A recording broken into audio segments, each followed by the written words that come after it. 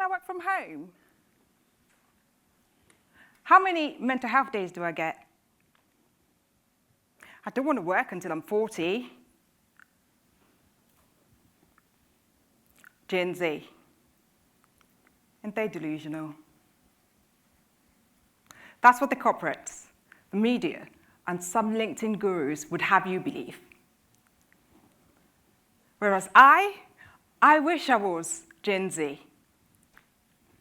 That may sound a bit strange, but hear me out. I wish I was Gen Z because they're born in a generation where impossible has become nothing, where the words can't have no power, and where traditional limitations are seen as polite suggestions that they politely ignore. I'll let you in on a little secret. I have been thinking like a Gen Z my entire life. I just had the misfortune of being born a millennial.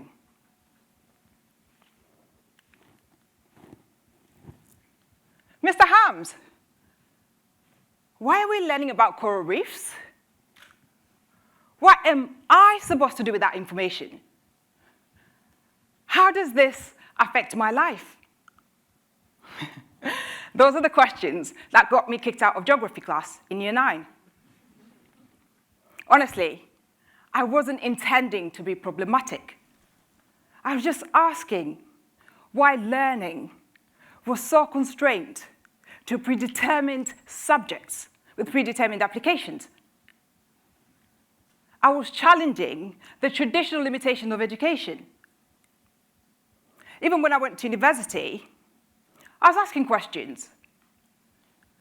Why do I have to start from the bottom? Why do I have to spend years working my way up? Why is career progression so rigid? I was asking why, when everyone else was accepting the artificial limitations that was in place. It just is. Well, our parents have done it, is what one of my friends told me. You see, what I believe about boundaries is they're not fixed. They're constructs that we create and box ourselves in. I wasn't going to box myself into the traditional career path. So after graduation, I did what any sensible 22-year-old with a law degree they absolutely hated would do. I started applying for 6-figure jobs in London. My friends applying for entry-level jobs. Me, exec-level jobs. Soon enough, I got a phone call. It was a recruiter. The recruiter asked if I was aware that the job I'd applied for was in Southeast Asia. My response, oh, well, yes, of course. I, in fact, was not aware I'd applied for a job in Southeast Asia. Regardless, 2 weeks later, I was sitting on an Etihad flight from Manchester Airport to start my new role in the beautiful Indonesia. No experience, no relevant qualifications. I couldn't tell you what countries constituted Southeast Asia. After being in Indonesia a little while, I decided I wanted to move back home be closer to my family. So I started applying for jobs in Dubai.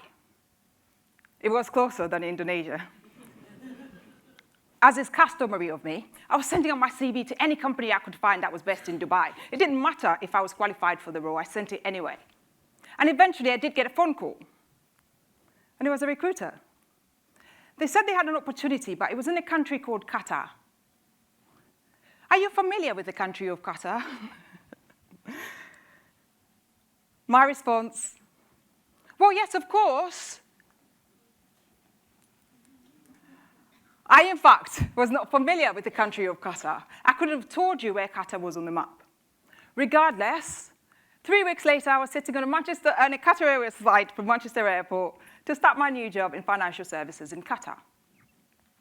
Now, it was easier for me to say yes to Qatar because I'd already done it the first time for Indonesia. And what I believe, the first impossible is the hardest to say no to.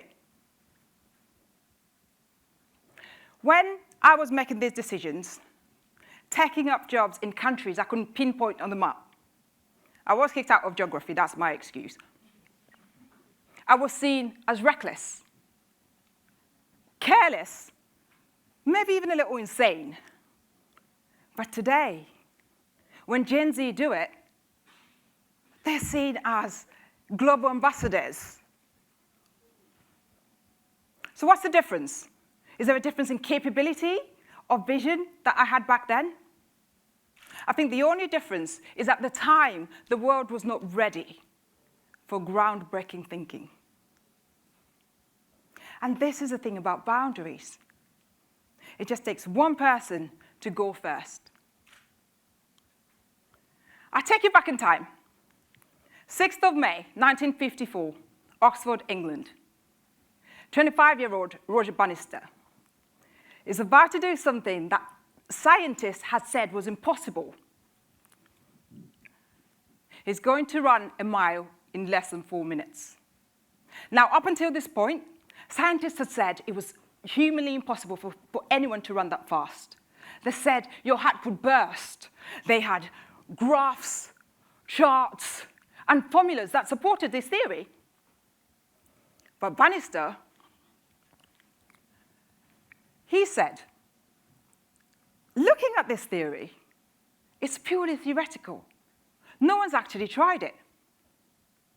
So, on that windy day in Oxford, Roger Bannister ran fast. But he didn't just run fast. 3 minutes, 59.4 seconds. 3 minutes, 59.4 seconds is what it took for Roger Bannister to run through that psychological limitation that had held human potential for generations. This is what I believe Gen Z intuitively understand. You see, Gen Z are born in a world where they have access to unlimited information. They get access to global markets from their bedrooms. The traditional trendsetters, they've been taken out of the equation. So anyone can do anything they want. I was never problematic. I was just a millennial, stuck between two worlds. On one hand, I had the quick thinking and ambition of Gen Z. On the other, I was tied to a structure of society that says you have to pay your dues, work your way up. But Gen Z are challenging that. They're asking, why do I have to work for 40 hours a week for the next 40 years before I can live out my passions? What they're doing instead is monetizing their passion right now. And that's the thing about boundaries. There are three characteristics of man-made boundaries. Number one, they are usually based on historical precedent as opposed to current realities. So, the way it's always been done becomes, it cannot be done. Number two, they tend to protect the people who benefit the most from it. So when establishments say something is impossible, ask yourself, impossible for who? Number three, these boundaries tend to crumble pretty quickly the minute one person decides to go first. Now, I started my talk saying, I wish I was Gen Z. But the truth is, you don't need to be Gen Z. You can be from any generations. It's the mindset that we choose to adopt that changes things for us. I was born in Zambia. I lost my father when I was a little girl. Raised by a single mother, we move to England to start afresh in a foreign land. By any measure, I should be a statistic. But I refuse to accept that. I refuse to accept the limitations that don't define me. And here's the thing about boundaries, is they're not always in place as an enemy. Sometimes they're there to protect us, like laws of physics, for example. Ethical considerations, or the limit on your credit card. The key is to understand which of these boundaries define you and which ones confine you.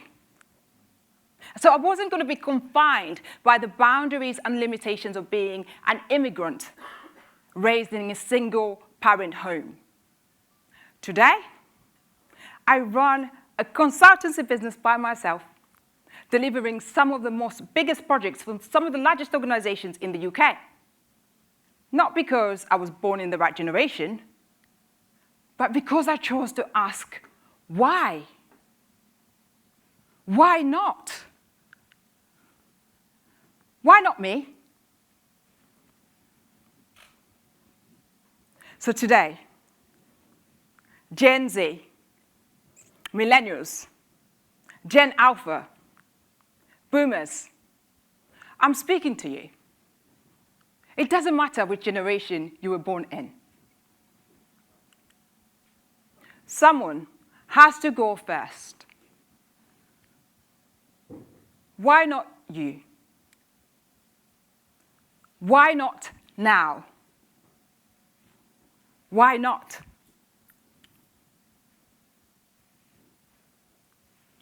Thank you.